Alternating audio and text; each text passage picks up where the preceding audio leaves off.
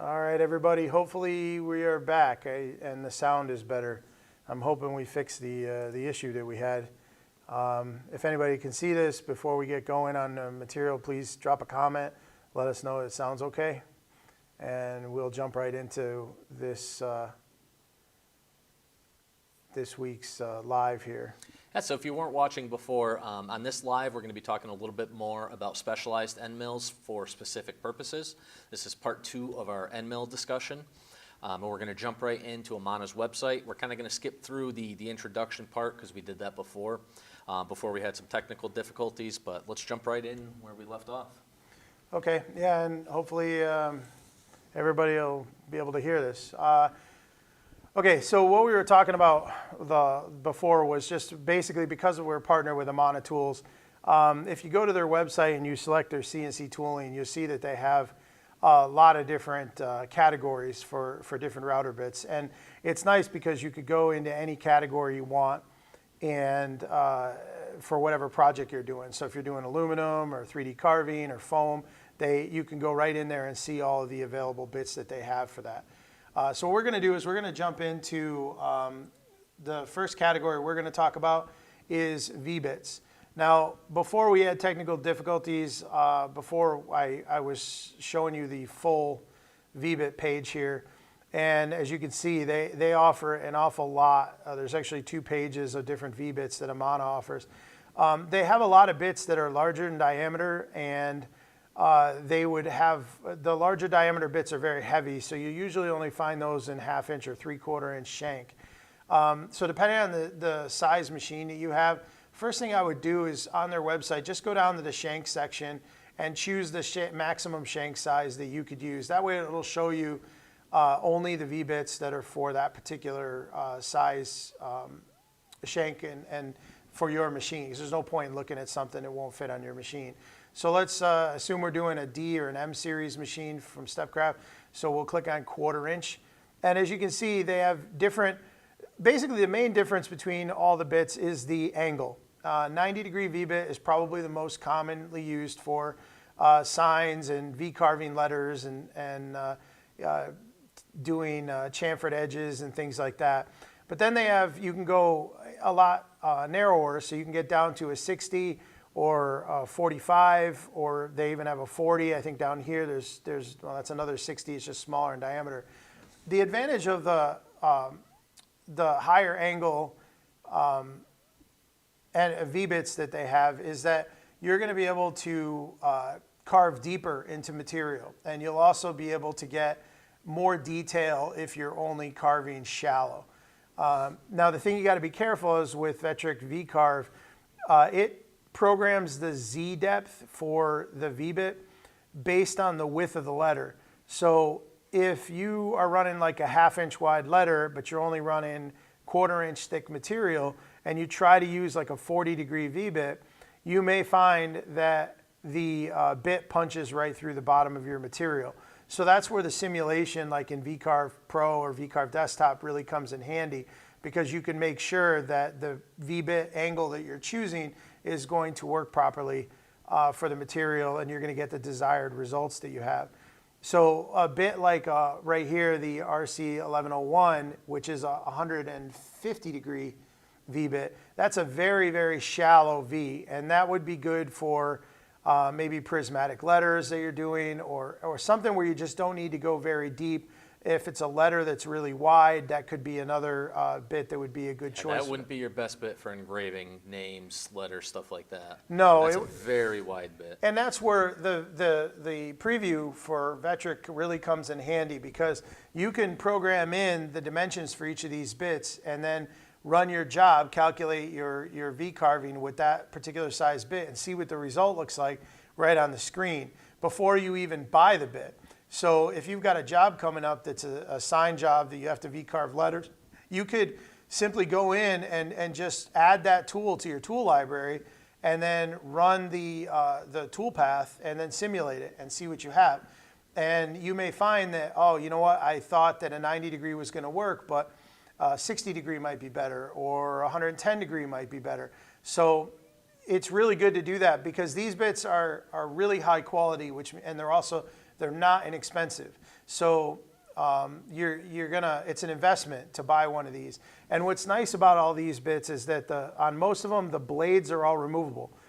Some of them are reversible. So for instance, like this bit here, if you, once it dulls out, you could flip it 180 degrees and you can keep going with it. So before you have to buy, and then when the blade goes bad, you just buy a replacement blade. You don't have to buy a whole new tool for it. So that is the main difference between some of these V-bits that they offer and the different angles. So playing with VCarve Pro and playing with your simulation before you go buying tooling or before you start to run a project is critical because it's going to show you exactly what you're going to get when you run on the machine. Now, very quickly, one of the questions I get asked quite a bit is, what is the VCarve toolpath specifically, and what does that do? How does that utilize the V-bit? Well, so I don't have Vectric on here, I don't think. So yeah, I don't. No, well, I do actually back here. Let's see, what do we got? Oh boy. All right, let's pull up Vectric real quick. And You were good where you were. I'm sorry. You were good where you were. Minimize it a little bit so it fits a little zoomed in there. Yeah, hang on, I think we could fix that here. There we go. All right, so let's see. Let me get rid of this. I apologize, people, that we're so we haven't done one of these in a few weeks, and we've been very, very busy with a lot of stuff, and I feel bad that we're a little bit. It almost seems like we're not prepared, although we were until we had a technical issue. Let me just do a capital letter R. Do a capital I. I'm using the wrong keyboard. Let's make that letter 1.5 inches. Okay, so we're going to close that. Now we go over here to the V-carving toolpath, and we're going to select our end mill that we're going to use. Now I have some end mills in here. I don't have a lot, but man, I can't read that. Let's go with, what was there, 60? Yep. And 90, right? 60, That's all I have, 90, yeah.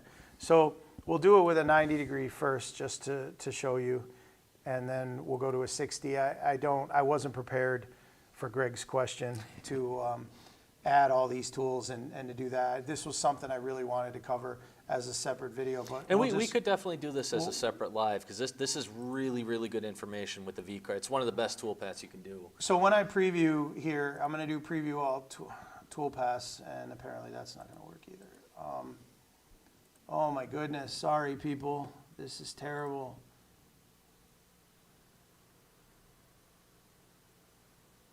Delete visible. Okay. Reset the preview and preview all. Okay. So now you can see here we have letter R, and you see how the sides are V-shaped, and you could see the depth. Now what's cool about this is if you look down here in the corner, you're going to see X, Y, Z, and if you look at the Z here, I use this a lot. When you point your mouse on there and you watch that Z, it's going to go negative, and it's going to tell you how deep you are into the material. So like right here, I'm at the bottom of the point of the V. It looks like I'm roughly 0.12, so roughly 1/8 of an inch deep, okay? Now I'm going to go ahead and I'm going to change this tool to a, what do we have now, a 90. We're going to change it to a 60 because that's the only other one I have in here. And we're going to recalculate that. Okay. And then we're going to reset the preview and preview again. All right. Now you can see it's also V-carved, but it's hard to tell, but the sidewalls are steeper. And if you look now where the pointer is on the Z, you can see we're down 0.2075, so we're almost twice as deep into the material. So that's something you really got to keep an eye on, because if you don't have a thick enough piece of material, you could be punching through the bottom. Now, another reason you may want to use a shallow or like a 60 degree over a 90 is if the letters that you're doing are really small, because then you're using more of the point and you're going to get a lot more detail. You may even want to go to a 45 or a 40, depending on how small the letters are when you're doing the engraving. And just to explain basically real quick, and then we're going to get back to the bits. What happens with when you're V-carving is the V-bit is going to, Vectric is going to tell the Z-axis to go as deep as it needs to until the edges of the V-bit hit the sides of your vector.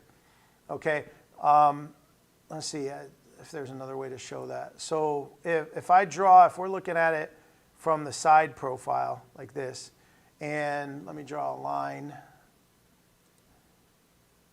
here. Oh boy, this is really not easy with the latency. All right.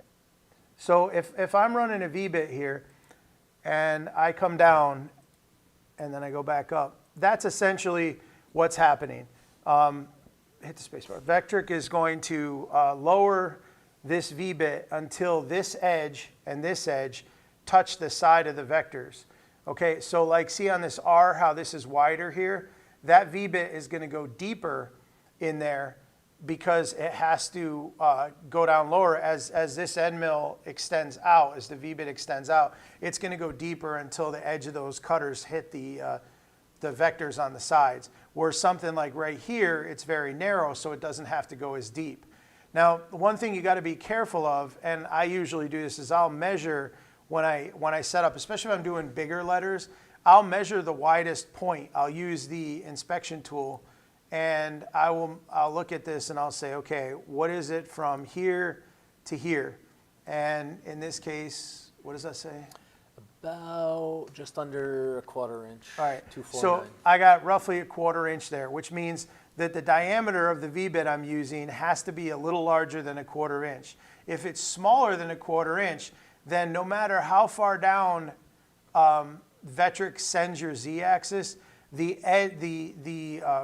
angles on the V are never going to touch these sides. So it'll just keep going down, down, down, and it'll fail. You'll end up going through the bottom of your board.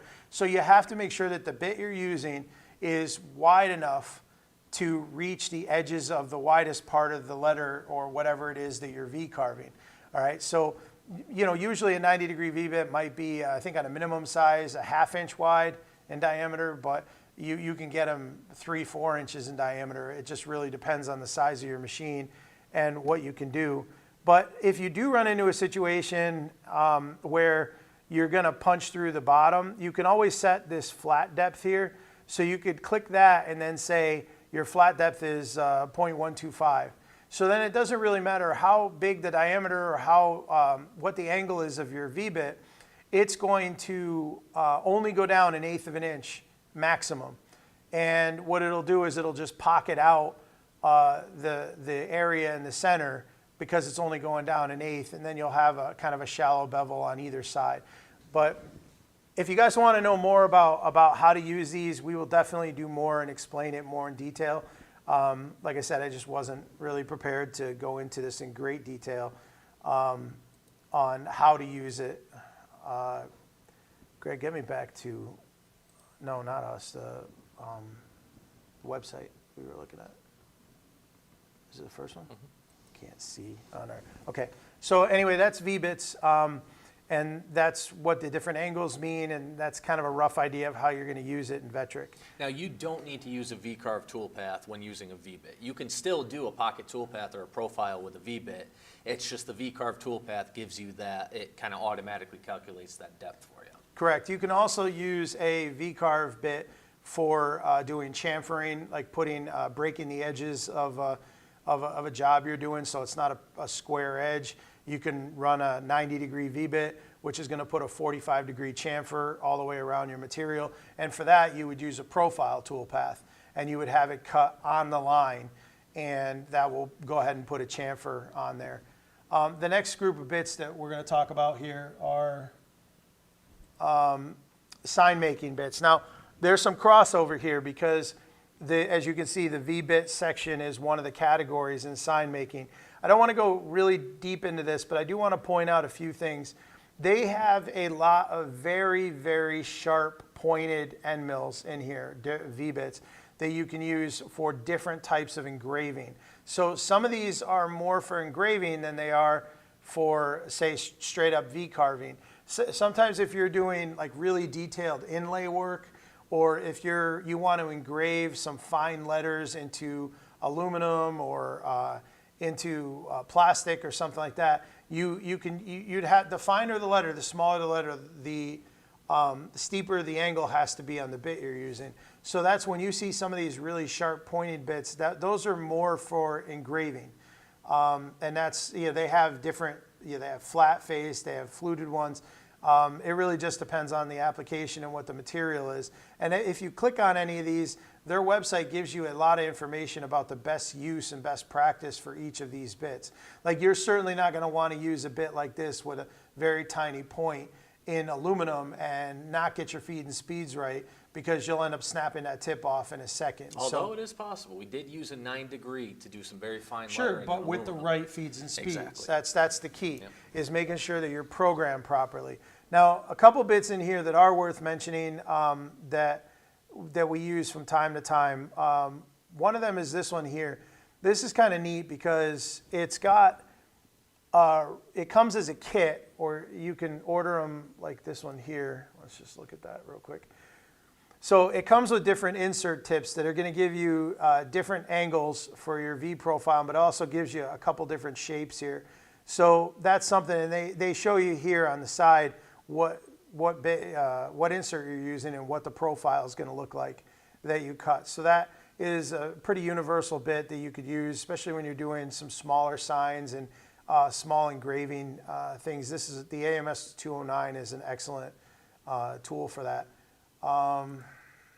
Let's see, let's go back. We gotta go back to, okay. Another one that we use a lot is this one here. They have a lot of different sizes of the radius, but this is a 0 point or pointed radius bit. Now, if you're a woodworker and you use a router, a lot of times radius bits on a router will have a bearing on the bottom of them, and you'll run those along the outside of your material until the bearing rubs along the edge of the material. And once that happens, you've got the correct indent in, the correct inset for the radius. You can't use those rounded over bits for routers with the bearings in them in a CNC machine. So the ones you would use for a CNC would be a pointed radius bit like this.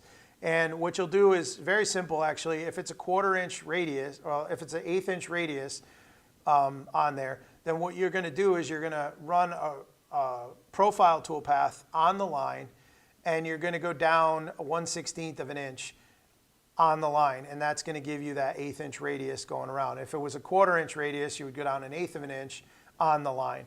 So because of that point, it makes it very easy for you to put roundovers on all of your projects so you don't have straight, sharp edges. Let's see here. Those are the two main ones. Now this bit here, I use this a lot for chamfering. I think this is an awesome chamfering bit. I don't really ever use it for engraving or for V-grooving, but I do use it for chamfering. It's a 1/4 inch shank. You can get it in a 1/4 inch shank, or I believe they even make up to 1/2 inch shank. But if you want to just chamfer the edge, especially like aluminum and plastic, this bit does a great job for that. And you also have the ability that you could use it as a regular V-grooving bit. So that's pretty much the long and short of the sign making stuff. Again, there's a lot. We could spend days going over all the different end mills that they have, but I want to make you aware of their website so you can browse through here and see the different applications you can do. And they do a really, really good job on their website and showing you what the profile will look like in material as well, so you'll know what you're getting before you actually buy it. Now, if you were a sign maker, what would be 3 bits that you might get to start? I would probably say a 45, a 60, 90. and a 90. Yeah, if you were going to buy, and they have kits here that pre-packaged kits that have different bits in them. So you could go like with something like this. It's going to give you 4 different angle V-bits on there. They've got other ones like this, which is also going to give you an upcut and a downcut bit. If you're going to do sign making and you're just starting out and you want to do V-carve signs, the absolute minimum you would need would be a downcut end mill, a compression end mill, and a 90-degree V-bit. That'll have you making signs all day long. The only reason you would go with something, a different angle V-bit, again, is depending on how wide the letters are or how narrow or how small they are, how deep you want to go, those sort of things. Eventually, you'll find yourself building up a library of tools where when an application comes up, especially if you're doing this for business, you want to make sure you have the tool right away. But the good news with Amana, or if you go to tools today, they ship out same day. You can have tools, depending on where you are in the country, within 1 or 2 days, so it's not too bad. But the basic tools are downcut, compression, and a 90-degree V-bit, and that'll get you making signs. So that's what I would recommend if somebody was asking me. Let's see, the next category here. So this is a different V-bit, and I wanted to talk about this real quick. I have a video on YouTube showing how to use this particular bit for cutting ACM panels. And an ACM panel is essentially, it's an aluminum composite material. So it's plastic core and with a thin layer of aluminum on either side. And it's really, really popular in the sign making industry. And a lot of times if you're doing like a box sign, you'll have a need like right here in this picture where you want to fold this over. So again, aluminum, plastic, aluminum. And you want to make a 90-degree, but you don't want to break through because then you lose the strength of this outer aluminum here. But you want to create a 45-degree on either side so you can bend it over and make a 90. And that's what this bit is for here. So if you look at it up close, you'll see you've got a 90-degree between here and here, but it's got a flat tip on it. Instead of it coming to a point, it has a flat tip. So when you're cutting through the material, you're getting a V edge on it, and then you've got this small flat. So that what you'll do is you'll program your depth to be not, if it's an 1/8 inch piece of ACM, you may go down, instead of 0.125, you may go down 0.115 and leave 10 thousandths on the bottom. So you're not really carving into that aluminum. And then when you're done, you'll find that all you have to do is fold that. You'll have a perfect 90-degree corner every time. So Tiffany asks, what would you use for a 45-degree angle cut? For example, I'd like to make a box. I think this leads right into 90-degree that, bit. Yeah, you'll use a 90-degree bit. So that's the other thing, that just to avoid some confusion here.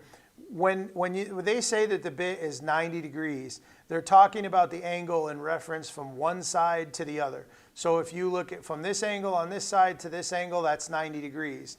But if you but the actual sidewall cut of your V channel is only going to be half that. So this angle right here on this one side is 45 degrees. So it's always going to be half of whatever that bit is. So this is a 90. Each side is 45 degrees. If you go with a 60, each side is 30 degrees. So if you were doing a box fold over just like we saw, you wouldn't use a 45 degree, you would actually use a 90 degree bit. Yeah, you would use the 90. A 45 would give you 22 and a half angles on it. So when you fold it over, it would be much greater than a 90 degree corner. So you would want to use, so whatever you want, if you want a 90 degree angle, for a fold over, you're going to use, if you want a 45 degree angle, you're going to use a 90 degree bit. Let's see, would this work for wood cutting as well? Yeah, you could use this bit in wood cutting, but it's really made more for that ACM. If I was going to use this, if I needed this diameter and this shape bit for wood, I would buy the same bit, but I would get it in a, let's see here. I would get it with a pointed. So you would go with something more like a 45 degree V bit. No, I would use the same 90. I would just like. I'm sorry, the 90. Yep. Yeah. So here's a 0 point. So this bit here is basically same thing. So it's a 90 degree, but on this one, you can see the tip on it comes to a point. So that's the difference. The previous one I showed you had a flat tip, but it's still 90 degrees from here to here. So it's still going to give you a 45-degree bevel. But this one for sign making and for wood is best because it does come to a point. So you could use this bit for engraving as well. The other bit that had the flat tip you could not use for engraving. That is mainly used just for foldovers for ACMs. All right, so hopefully that answered that question. Let's see, next bits, 3D carving. So we talked about V carving, and now you get into 3D carving. 3D carving is where you'd bring in a 3D model, or if you're using Aspire or Fusion 360, you can design your own. Well, we talk about a 3D model, it's the best way to explain it. Like a full contoured model, not like a bowl. If you were looking at a bowl has a fully rounded bottom So on it. everything we've talked about up to this point, including part one, has been with a square end mill, not a round end mill. And the issue with that is you can get really, really close to like a bowl shape, but you can never truly get rid of 100% of those steps without getting very, very fine detail. Right. What a ball nose will do is a ball nose gives you the ability to completely smooth that out so you have a completely smooth contoured surface. Right. And so if you're looking at, let's just look and see what they give you for graphics here. Yeah, so like you see these bears here. If you look at that, that's a fully carved 3D model. And that's something like if you look at a head of a coin, right? Look at a penny or if you look something like that, that's fully carved. Yeah, we'll switch back here for a second. So this is a fully carved model that we did. And really, if you look at it from this perspective, it's kind of hard to tell on the camera, but you can see how it's got a lot of contours and shapes in it, right? And if you choose the right end mill and you choose the right ball nose, what comes off of the CNC machine will require no sanding at all. As long as you set the step over correctly when you're doing that, and again, please don't ask me to explain how to set up because it'll take hours to go through that. We will do something for 3D carving, I promise. But using the right ball nose will give you a super smooth finish on your work material. This particular job was done and was never sanded. It was just taken off the machine and stained. And that's the reason you get this nice smoothness is because of the ball nose bits. Right. And that's what we're going to go into now. So if you look at the bit here, let's see, maybe they could show you. You can see the very tip of the bit is rounded over. So you're really only cutting with that very, very tip. That's the lowest point of that round over is what's making contact with the material. Now, one thing that I had somebody ask me the other day, why tapered versus straight bits? And if you look here on Amana's site, most of the V-bits that 3D bits that they have are tapered. So they offer a lot. They do have some straight ones like this, but the majority of them are tapered for more of the common ones. Now the reason you would go with a tapered end mill is, or a tapered ball nose, most people will have a common shank size on your spindle of either 1/4 inch or 1/2 inch. And if you want to do some really detailed 3D carving where you've got some super fine details, you might want a bit that has a 30-second ball tip on it. And that's really, really small. You're going to get some incredible detail. We're talking like a coin, like a quarter or a penny. That kind of detail you'll get using something with a 30-second. But you're not going to run a 30-second in shank bit. So what you do is these bits will have a 1/4 inch shank, and then they taper down all the way down till you get to that small tip of a 32nd of an inch. And the reason these are good is because they're a much more rigid bit, because the majority of it is 1/4 inch, and you've got a lot of meat on there, and it's really only the very tip of it that has that 32nd inch or 16th inch, whatever you're using. So these kind of V-bits I keep calling them these kind of 3D bits are most common and most popular, especially if you're doing really detailed work in like metals, like copper or aluminum, or even hardwoods and things like that. They just have a lot of rigidity to them. Now, one thing you got to keep in mind is depending on how deep you're going into a carving, you do have a tapered sidewall here. So it is possible that when you go, if you're going deep, that the edge of this bit could end up hitting part of your material. So that's why, again, why the simulation in Vectric is so critical. You can program in the bit that you're going to use and then simulate it and see if you're getting good results. Now, they have other bits that are like this one here. It's got a 1 degree, so it's really not much of a taper. And then they have some that have down here where there's no taper. Now, these ball nose bits tend to be longer. They're a lot longer. The diameter doesn't get as small, so you're going to find these to 1/8 inch, maybe a 1/16, but definitely like a 1/4 inch. And these are good for when you have to reach really deep into something to smooth out the bottom, like if you were making like a wooden ladle for a kitchen appliance or something like that, where you've got to go really deep and in a small area that you might not be able to reach with a tapered ball nose. They have these types of ball nose end mills that'll go really deep on that. Sometimes you don't have a lot of detail when you're doing a carving. I mean, the hand thing, the face and hand that we just showed you has an extreme amount of detail, but you may be making a 3D shape that has very little detail. And if that's the case, you want to use as large of a ball nose as you can because it'll take less time. The key to good ball nose carving is having a very small step over. And if you have a bit that's a 32nd of an inch, that means that if you did a 1-to-1 step over, it's going to do 32 passes for every inch of linear movement that it makes. But you would never do that. To get the fine detail with the super finish, you're probably only going to run a 10% step over.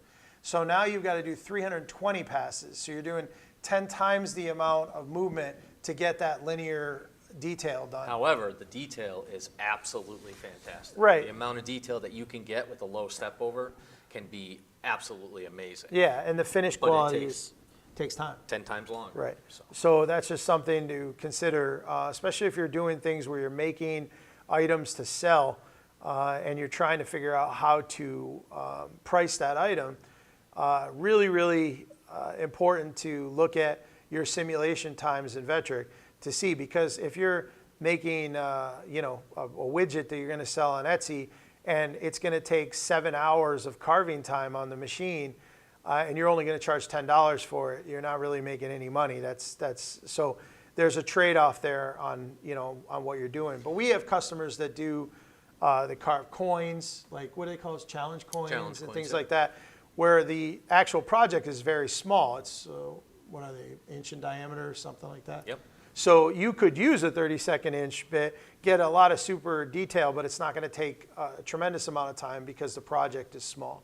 So it's, again, putting in these bits into your tool library and VCarve or VCarve or Aspire is going to be critical, because that's going to allow you to simulate and see what kind of results you're actually getting. And a quick tip for you, if your feeds and speeds are all maxed out, you can't get it any faster, but you're still taking hours and hours on something you think should take less time, take a look at your step over, because often we find the culprit is a very low step over with pockets and 3D carvings. That's going to cause it to take an immense amount of time. Yeah, I talked to a customer a few days ago on Facebook who was running a job and he wanted a 10% step over to get a good finish, but he typed in 0.01 instead of 10. And so now he's doing 100 times more passes to get that same quality out of that. So that's why it took so long. The finish must have been amazing, but you're talking about a huge amount of time. So yeah, check that over and make sure that, and the most common step over is going to be between 10 and 40%, depending on what you're cutting with. So again, another thing we can go into great detail on in the future. Just let us know if you want more info on that, and we can just drill down into one particular subject. Now, the next group of end mills we're going to talk about here real quick are profiling router bits. So Amana has a few different profiling bits. Now, We already talked about this pointed round over, so that's an example of a profiling. It's basically where the bit itself has a shape, a predetermined shape machined into it, so that one pass on your machine will generate that particular shape. The two bits I want to really talk about here are box core bits or core box and the plunge round over bits like this. And if you're doing things like catch-all trays or cutting boards, and on a cutting board you want to have a juice groove that goes around. If you're doing a catch-all tray that is bowled at the bottom, or you want a big radius around the inside, then you could use a ball nose end mill from the page we just showed you. But chances are, if you're looking at a 1/4 inch shank, the largest diameter you're going to get on that is a 1/4 inch on the bottom for the radius or for the diameter. That's it. So to get an 1.5 inch groove, you're looking at a lot of passes. A lot of passes. Right. This is kind of a cheat code. Correct. The core box bits, this is one way of getting you a lot larger diameter radius, or a larger diameter on the bottom here in one pass on a single bit. The only problem with these is that you have to be careful of is they use a lot of power. So you're not going to do, through walnut, cut down a 1/2 inch in one pass. It's just not going to happen. So you're going to have to watch your passes and set your feeds and speeds appropriately. You may have to do a few passes to get down deep enough to get that profile that you're looking for. So that's just something to keep in mind. But these are perfect for especially juice grooves on, a lot of people do cutting boards. One pass around and you're making a really nice juice groove, or depending on how deep you want to go, maybe 2, where that could take, 5 to 10 times longer if you're using a 1/4 inch ball nose to make that same juice groove. Now the other one is these round over bits here. So they're all the same. They're all radius bits, but you'll notice the difference on them is the bottoms are flat. And what you'll end up on these is you could set it up to round over, just like in this picture here, or you could set your depth on the Z a little deeper, and now you get this round over with this straight edge. You can bring your X or Y in more, the same as you're going down, and now you get this profile where you've got a flat bottom and then a radius, and this is commonly used in moldings and things like that. So this is a case where one bit is going to give you 4 different types of output, depending again on your project. And they do a really good job here illustrating what that's going to look like. So you could use something for this for like raised panel doors. Yeah, a raised, sort of thing. and they do have, so if you really want to get into that too, they have a whole line of tooling specifically for doing doors.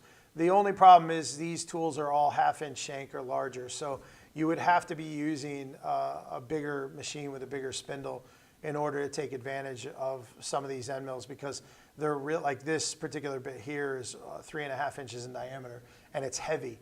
So you need a lot of power to spin that and have enough power to go through and cut the profile and the material that you're doing. But yeah, again, that's another reason why Amana is awesome, because they just have so many different types of bits to use. All right, so let's see. What else we got here? The last thing would be our surfacing and spoil board. Last but definitely not least. Yeah, so this is pretty common. Now, if you look at their website, there's 2 common types of spoil board bits. There is this one here, which is a flat bottom, and it has a side face cutter. And then there is this one here, which has 3 V blades on it. For spoil board surfacing, these bits are absolutely the best out there. I don't care what anybody says. I don't care where you go. I've used a lot of different spoil board bits over the years, and these things are phenomenal. You can rotate the blades, so you're only cutting on the points of the 3 blades, and you could rotate them as they dull out. Now, I can tell you that we've been using on our Q408 this bit here for 2 years, and must have surfaced 20 or 30 sheets of MDF, both sides, for spoil boards over the years. And I've never even swapped the blades, let alone replace them. It's just a phenomenal bit. And because you're only using the tips of the blades, it's not using as much power on your machine. And it just does an amazing job. And they do have this bit in 1/2 inch and 1/4 inch shank. So people that are using like our M series or D series, you can get the 1/4 inch version and they work great. Now the flat bottom ones with the side cutters, these are good. Think of it like a large diameter end mill. If you've got if you're planing material like you get a rough cut wood from a lumber yard and you want to plane that surface down, these are good bits for that. They do a really good job. You've got a lot of cutting area on the bottom. You're going to get a really smooth surface on it. You could probably do it with one of these two. Just these tend to be the more common types of bits you're going to use for slab flattening and things like that. But if you're looking to surface spoil boards and your spoil board's MDF, this is definitely the way you want to go. Now, most of these bits are pretty large diameter. I think that middle bit there that we have in our Q series is 2 3/4 inch. Yeah, actually, yeah, it is. But the 1/4 inch shank version is a lot smaller. I think it's 1 3/4. But that's something you have to keep in mind, that it can actually extend past the cutting area of the machine. Yeah, I mean, in this picture alone, you could see, look at the diameter of this compared to some of the other smaller ones that they have. So they do vary quite a bit. And when one of these big surfacing bits is spinning up at 14,000 RPM, you know it without a doubt. So, but anyway, that's a real quick overview of surfacing bits and V-bits and the different, other than your standard 1/4 inch and up and down and compression end mills. So yeah, as you start to get more specialized, these are going to be the bits. Definitely look to invest in a surfacing bit, especially if you have a vacuum table. You're going to need to resurface your MDF to be able to pull through that vacuum because there is a glue layer on there. correct. Yep. So surfacing is essentially, think of it as just planing the surface. It's designed to only take a couple thousandths at a time, maybe a little bit more if you're aggressive.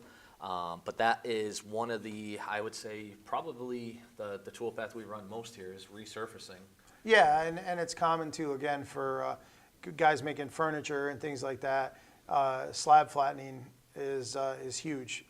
Guys, if you have a planer from that you bought from Home Depot, like a Porter cable, it might only be 12 inches wide. So if you have a slab that you bought that's 24 inches wide, and you have a machine like a Q204, 404, 408, you can lay that slab on there and use one of those surfacing bits to plane it down and smooth out the top.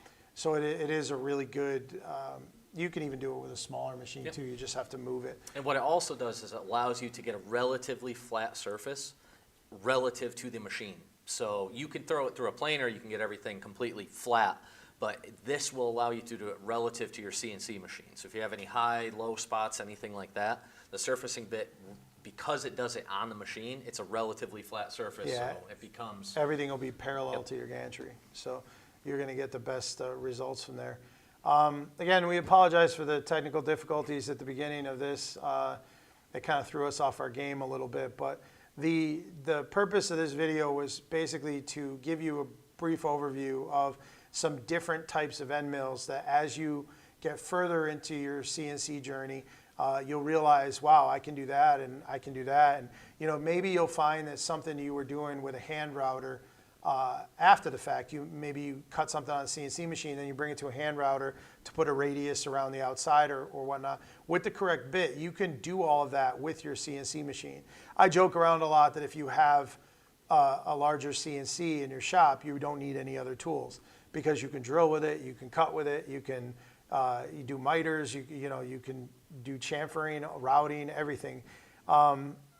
And so you have this machine, and this is just going to give you the ability to expand the capabilities of it by knowing that these types of bits are out there. So that's why we wanted to do this video. And again, we will either do YouTube videos and or another live where we dig in a little deeper as to how to use it. And maybe we'll do a session on just V carving and another one on 3D carving and that sort of thing. We're always looking for topics to talk about to do these. We should be back to our normal schedule. Hopefully now. We were shooting for every other week, but we do have a lot of content to talk about. Oh, yeah. So for the next few weeks, we may be doing it every Wednesday night, and because we came up with a list of probably 10 or 12 topics. So rather than wait every other week we'll put them out, and then of course this video will be made live so that you can watch it in its entirety at your leisure after we're done recording. So Thanks for sticking with us. Yeah, Hopefully you can I hear appreciate okay. it. We will make sure that's fixed for next time. yeah, we'll definitely do a reboot before we hit record. So all right, everybody, have a good night. Thank you next so week. much. All right.